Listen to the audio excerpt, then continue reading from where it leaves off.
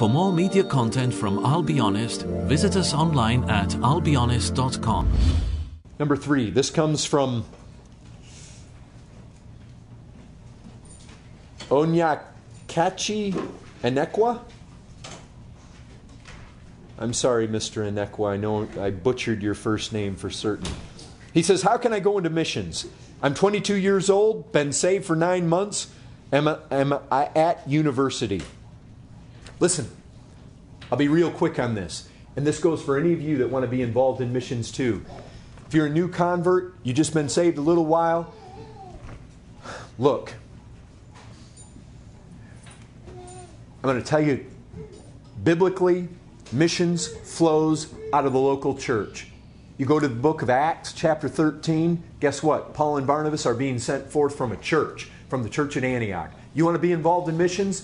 Best way to do it, you get yourself involved in a local church, a good church, one where you can function, one where you can use your gifts.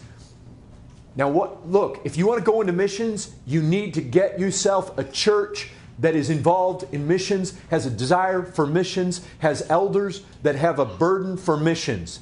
There are a lot of Reformed churches or Calvinistic churches. They don't have much of an evangelistic passion. They're not very involved in missions. You don't want a church like that. You can get a lot of hyper-Calvinistic churches where they will kill any kind of missionary zeal. You don't want that. You want a church that has a reputation of sending forth missionaries, has a desire, they pray for missions. That's a church you want to get yourself involved with. You want to start using your gifts. Listen, if you haven't had your gifts tested and observed and recognized in the local church by other people beside yourself, you have no business thinking about going anywhere. We have too many Lone Ranger, self-proclaimed gifted people out there that don't have the gifts, think they have the gifts, go off and accomplish little to nothing, because they weren't proven God's way in one of God's churches under godly elders who identified those gifts, a church that recognized those gifts and then sent them out.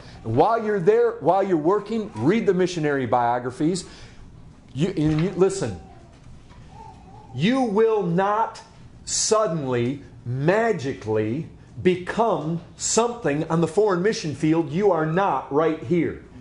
And too many people have this idea that if they were far away in another place, suddenly they would become something that they're not right here, right now. That doesn't happen, folks. If you're not the kind of person and the kind of character and the kind of walk with Jesus Christ and the intimacy and the prayer life and the life of fasting and the life of self-denial that is required to be a missionary out there, and you're not already doing it right here, don't believe that you'll suddenly do it there. It will only get harder there. And you know what was said of Jeremiah? Jeremiah was finding it a little bit difficult at one point in his ministry, and God said, look, if you can't run with the footmen, how are you going to run with the horses?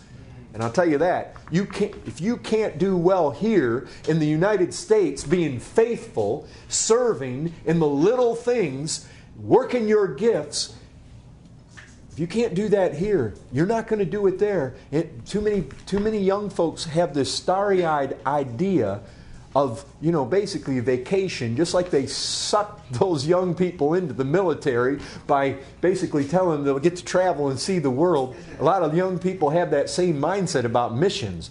I'll tell you what, all you got to do is be out there with Trevor Johnson where the mosquitoes eat you. You can't go to the bathroom without the natives staring at you. The heat is about 100 degrees, 100% humidity. Your body's dripping and perspiring all the time. There's no breeze at night. You lay there in a puddle of sweat. You got people that come after you with machetes. The bugs are bad. The mosquitoes are unbelievable. The snakes are unbelievable. Spiders like you've never seen before. Ants that are in the house all the time. You're uncomfortable and hot and bitten all the time. Mold grows on everything. And you start being in that for about a week and you're thinking vacation's over. I want to go home. And it's serious. You can't make it here faithful in this church, some church right here, on Main Street, USA. You're not going to make it over there. While you're being faithful here as a young man or young lady and you're preparing, it's like it's been said, Hudson Taylor, he was practicing self-denial before he ever got to the mission field. He was sleeping on boards, eating food that his friends were not eating. Why? Because he was preparing for the self-denial that would be required out there. If you don't have the ability to deny yourself, you'll never make it out there. While you've got time here, while you're trying to serve here, definitely give yourself to reading missionary biography.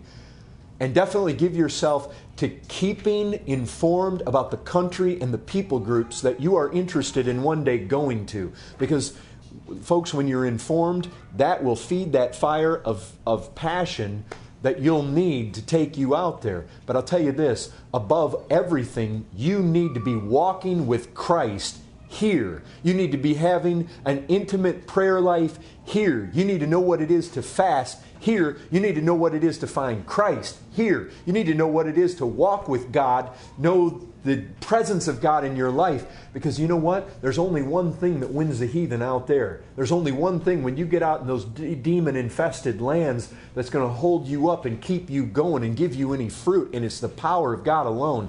And if you don't know how to tap into God here, you don't know how to walk with Him here, you don't know how to basically be sustained by Him here, you'll be coming off.